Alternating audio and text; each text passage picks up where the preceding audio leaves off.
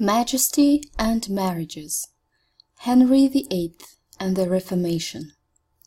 A fool, a liar, and a damnable rotten worm. Martin Luther on Henry VIII. Henry VIII was arguably the most brilliant, but certainly the most powerful and terrible of all English monarchs. Henry's court was spectacular, and he was the first monarch to be addressed as Majesty. He was also a great patron of the arts. But no king has been so ruthless with those who challenged him. Paranoid and cruel, he was both a hero and a monster. Henry was a strikingly handsome and charming 16-year-old when he became King of England in 1509. He was particularly admired for his physical prowess. He was an expert horseman, wrestler, archer, and dancer. He was also fluent in French, Spanish, and Latin, and was an accomplished musician. The famous scholar Erasmus proclaimed that Henry was a universal genius. The young king seemed to have everything. He personally led 3 successful military campaigns in France on horseback. In 1521, the Pope granted him the title Defender of the Faith, after Henry had written an attack on Martin Luther, leader of the Protestant Reformation, Europe's revolution against the Catholic Church. But after nearly 20 years of marriage to Catherine of Aragon, the widow of his elder brother, Arthur, Henry still lacked the one thing he wanted more than anything else, a son. He had become convinced that a series of failed pregnancies and stillbirths were the result of God's displeasure. The evidence was in the Bible. If a man shall take his brother's wife, it is an unclear thing. They shall be childless. All Henry needed was the Pope's permission to divorce Catherine. He had a ready-made replacement in Anne Boleyn, a self-assured beauty 10 years his junior, who was already pregnant with his child. The Pope's refusal to grant Henry a divorce unleashed forces whose consequences are still felt today. In 1534, Henry formally broke with the Roman Catholic Church and granted himself a divorce from Catherine. He then proclaimed himself head of the Church of England. This was the English Reformation, and it gave Henry sweeping new powers, which he was quick to use. He destroyed 600 monasteries and sold their land. Anne Boleyn's marriage to such a man was to prove fatal for her. Her crime, like Catherine's before her, was her failure to produce a son. Henry wanted the marriage to end, and so bent the truth for his own purposes.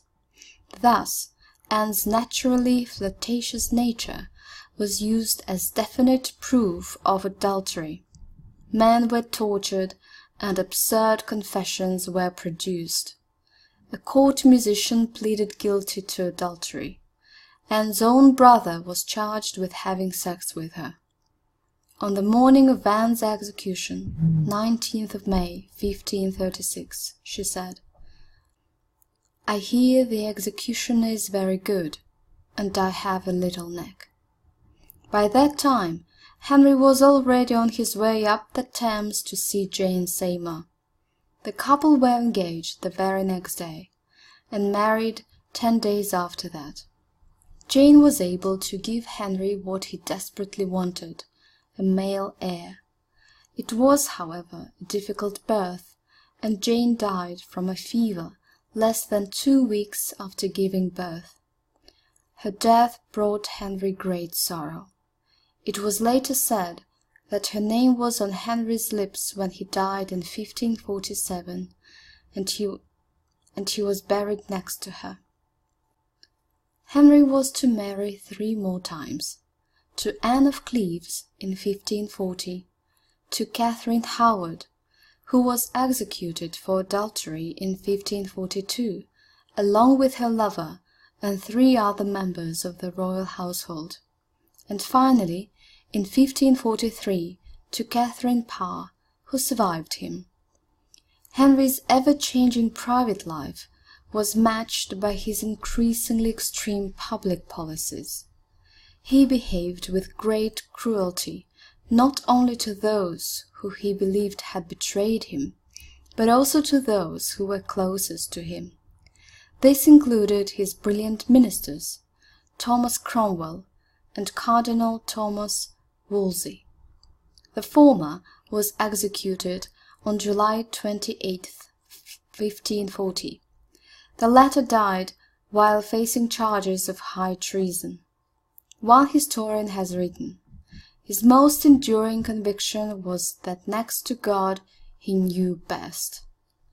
The final years of Henry's reign, which Charles Dickens called "a spot of blood and grease upon the history of England," saw a descent into tyranny. Both Henry's appearance and conduct were transformed. Between the ages of 23 and 45, his waist measurement increased gradually from 89 centimeters to 114. By 1541, his waist measured 137 centimeters, his chest 145.